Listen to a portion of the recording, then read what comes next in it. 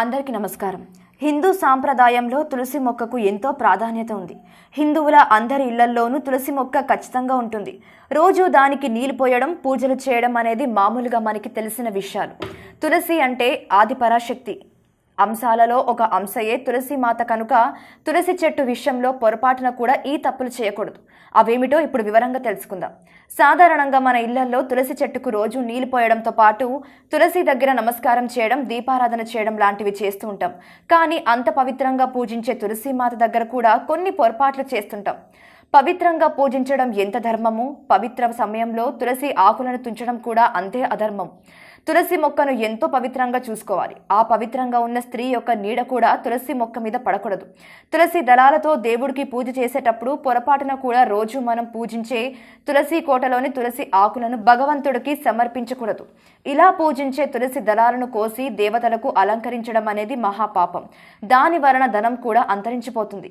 లక్ష్మీదేవి ఆగ్రహానికి గురవుతాం. అయినా పక్కన వేరే తులసి మొక్కలను నాటి దాని నుంచి మాత్రమే తులసి దళాలతో తీసుకొని భగవంతుడికి సమర్పించాలి. ఇకపోతే తర్వాత చాలా మంది చేసే పొరపాటు ఏంటంటే, తులసి మొక్క పెట్టిన తర్వాత బట్టలు ఆరేయడానికి తీగలను ఆరుబయట కడుతూ ఉంటారు. వాటిపైన బట్టలు ఆరేస్తే ఆ బట్టల నుంచి కారే నీళ్లు తులసి చెట్టు మీద పడతాయి. ఇది చాలా తప్పు. దీనివల్ల అనేక రకాలైన అనర్థాలు ఏర్పడతాయి. తులసిని అగౌరవపరిచినట్లు కూడా అవుతుంది. తులసి మొక్కని లక్ష్మి స్వరూపంగా భావిస్తూ ఉంటాం. లక్ష్మి అనుగ్రహం ఉండాలంటే తులసి మొక్కను కూడా అంతే పవిత్రంగా భావించి పూజించాలి. ఇక మరో విషయం ఏంటంటే, కలిసినప్పుడు పూజ చేసేటప్పుడు అమ్మవారికి దగ్గరగా దీపం పెట్టడం, అగరవత్తుల ధూపం ఉంచడం కూడా ఒక రకంగా దోషమే. దీపాన్ని ఎప్పుడు కూడా 3 అంగుళాల దూరంలో ఉంచాలి. అంతేకాని తులసి చెట్టు లోపల పెట్టరాదు. ఇలా చెట్టు మొదట్లో దీపం పెట్టడం వల్ల ఆ వేడికి చెట్టు ఎదుగుదలకు ఇబ్బంది ఏర్పడుతుంది. దానివల్ల మనకి పాపం తగులుతుంది. కనుక తులసి చెట్టు దగ్గర దీపం పెట్టాలన్నా, రూపం సమర్పించాలని 3 అంగుళాల దూరంలో ఉంచాలి. ఎవరికైనా తులసి మొక్కను ఇచ్చేటప్పుడు ప్రధాన కుండీలో ఉన్న తులసి మొక్కను ఏ పరిస్థితిలోనూ ఇవ్వకూడదు. దాని పక్కన చిన్న చిన్న మొక్కలు విడిగా వస్తే వాటిని ఇవ్వచ్చు. ప్రధాన మొక్కని ఎప్పుడు కూడా ఎవ్వరికి ఇవ్వకూడదు. మనం పూజ చేసేటప్పుడు పసుపు గణపతిని చేస్తుంటాం. పూజ పూర్తయిన తర్వాత ఆ గణపతిని తీసుకొని వెళ్ళి తులసి కోటలో పెడతాం. అలా ఇప్పుడు పెట్టకూడదు. ఒక వినాయక చవితి రోజు తప్ప మిగతా రోజులలో తులసి దళాలతో పూజ చేయము. వినాయకుడికి అందుకని ఏ పరిస్థితుల్లోనూ పసుపు గణపతిని తీసుకెళ్లి తులసి కోటలో ఉంచరాదు.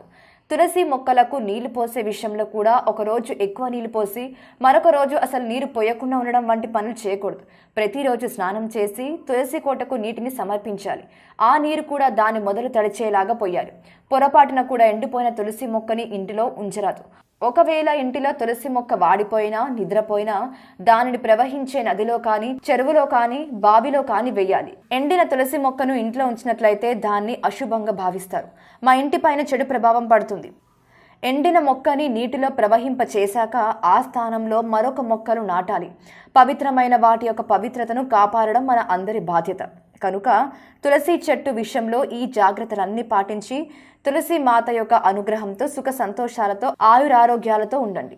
ఈ వీడియో గనక మీకు నచ్చినట్లయితే లైక్ చేయండి, షేర్ చేయండి, సబ్స్క్రైబ్ చేయండి. మరిన్ని ఇంట్రెస్టింగ్ అప్డేట్స్ కోసం మా శ్రీ భక్తి ఛానల్ని ఫాలో అవ్వండి.